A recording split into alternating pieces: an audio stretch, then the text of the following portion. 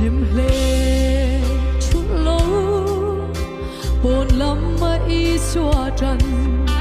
xuân khôi